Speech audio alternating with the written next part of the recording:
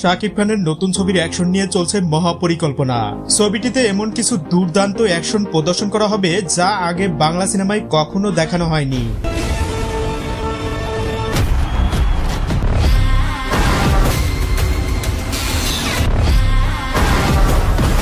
সম্প্রতি এক সাক্ষাৎকারে এমনটাই জানিয়েছেন ছবিটির প্রযোজক। অনেকটা সাউথ সিনেমার আদলেই তৈরি করা হবে ছবিটি, কিন্তু গল্প থাকবে বাংলাদেশের গ্যাংস্টার নির্ভর। বাংলাদেশের 90 দশকের বাস্তব চিত্র তুলে ধরা হবে আসন্ন এই সিনেমার মাধ্যমে।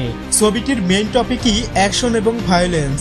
বিগত দিনে দেশে যে সিনেমাগুলো মেকিং করা হয়েছে সেগুলোতে অ্যাকশনটা প্রফেশনাল ভাবে প্রদর্শন করা হয়নি, যার ফলে যারা অ্যাকশন এবং ভায়োলেন্স পছন্দ করেন তাদের কাছে অতটা ভালো লাগেনি। কিন্তু এবার আর হতাশ করা হবে না, কারণ ছবির বাজেট ধরা হয়েছে 30 কোটি প্লাস, অর্থাৎ অ্যাকশনের পিছনে প্রায় 10 কোটি টাকা ব্যয় করা হবে।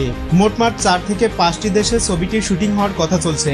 এর ভিতরে আছে বাংলাদেশ, ভারত, আমেরিকা এবং শ্রীলঙ্কা। অলরেডি গানের দৃশ্য ধারণের জন্য আমেরিকার লোকেশন দেখা শুরু করেছেন শাকিব খান এবং আগামী মাসে তার দেশে ফেরার কথা।